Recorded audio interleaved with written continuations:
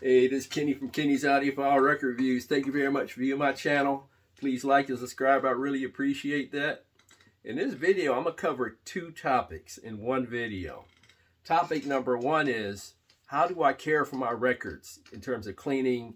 How do I care for the covers and so on and so forth? And also, on a separate topic, I'm going to talk about or ask the question, how often do you upgrade as an audiophile? And why? How often do you upgrade as an audiophile and why?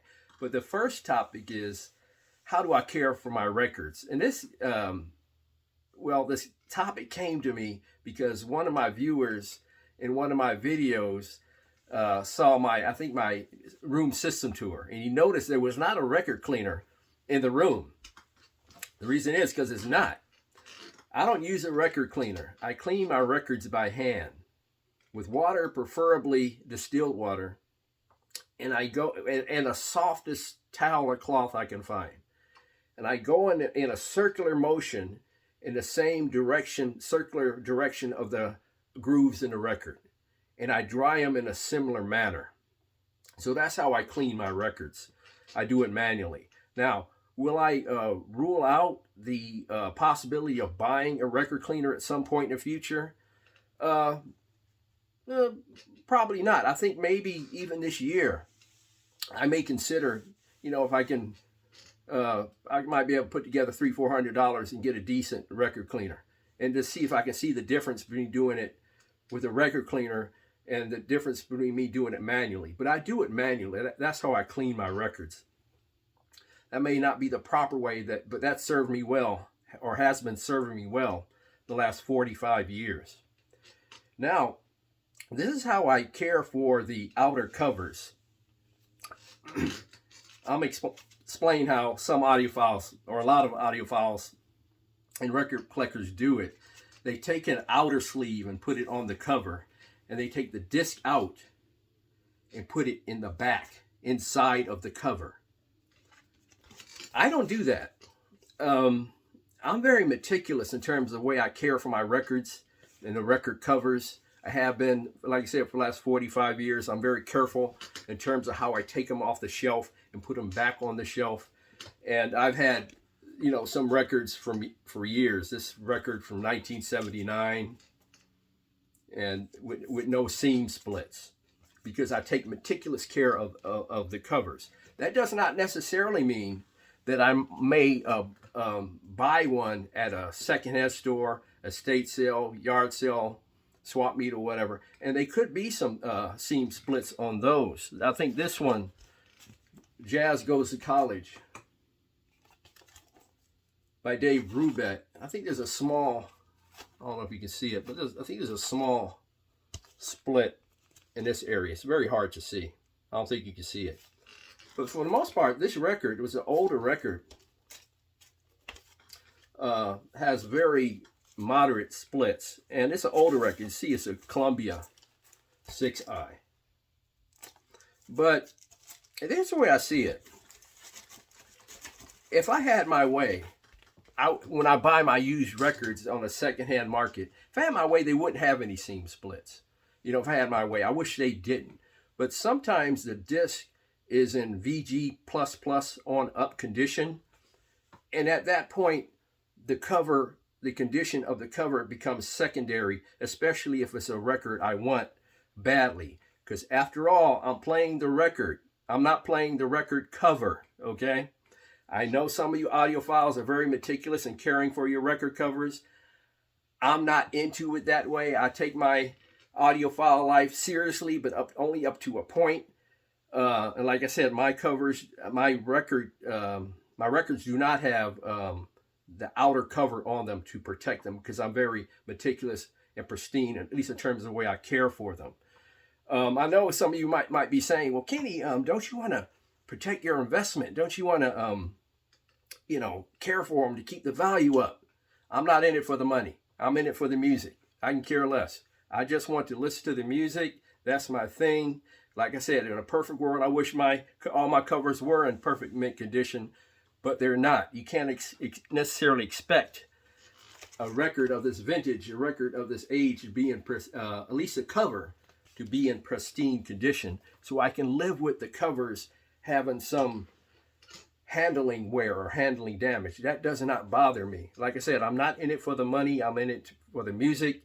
I'm playing the record and not the record cover. I'm not preserving these for my son.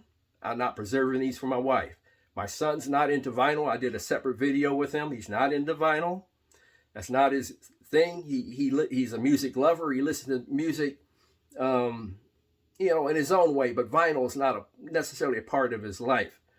So me preserving these records and keeping them in mint condition, the records and the covers, so the value stays up. So if something happens to me, they can get maximum dollar. Well, if they're dependent on these records to get them by, if something happens to them, they're in worse condition than you think. There's some other means and mechanisms in terms of handling those things, savings and so on and so forth, that handles situations like that. Not a record collection. A record collection, if you're dependent on a record collection for situation like that, you're in deep trouble. So that's how I care for the covers and clean the records. Now, when I buy new records, I do take advantage of the cover being on there, and I leave it on. This is an Analog Productions Acoustic Sounds Gets Gilberto album. This is a 45 RPM version of the record, and I keep the outer sleeve for these, because it already comes with the outer sleeve to protect these, but not for older records. Like I said, I buy records to listen to. Don't play the covers, you play the records. So that's how I care for my records. I know a lot of audiophiles do go to that extent. God bless you, if that's your thing. If you want to keep them in mint condition, I don't blame you, but I see a lot of videos with audiophiles and record collectors doing that. And I think it's pretty cool. It's just something I don't do. A separate topic is how often do you upgrade your hi-fi system, your stereo system, and why? And what sections of your system do you concentrate on? I recently bought a Riga P8 turntable with a Feta 3 cartridge. I think it was a couple of years ago. Might be, and also I bought a Sweet Vinyl Sugar Cube SC2 Plus. It removes the noise, pops and ticks from the sound when you're playing records. Those might be the last two major purchases I make during my audiophile life. As of this month, January 2023, this is the first month of my retirement. And when you're in retirement, you're on a fixed income. So the days of going out and buying $5,000 DACs, $3,000, $4,000 high-res players, those days might be over. I may be able to, buy like some upgrades, like upgrade my phono cartridge and stylus. I want to do that on my Technics SP15 turntable. I want to get a decent model cartridge for that one. I plan to do that this year. And also I might actually buy a record cleaner this year and give it a shot. But my days of buying brand new tube amplifiers, brand new phono preamplifiers, brand new preamplifiers, brand new speakers, those upgrading days are over, and it's going to have to be on like a minor to moderate level, like phono cartridges and styluses, maybe some cables every now and then. Who knows, I might find some grills at thrift stores and estate sales and stuff like that. Some old school equipment that's a higher grade in nature.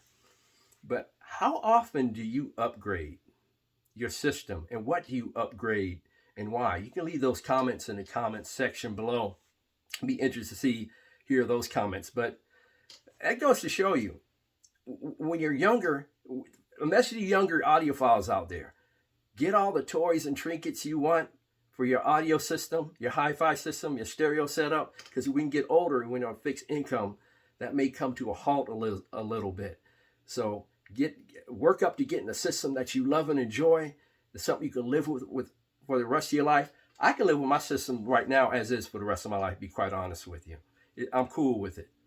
God has blessed me, and I think God will continue to bless me. I think God will create a condition where I can make some major upgrades, even during my retirement years. I'm diligent in my prayer life.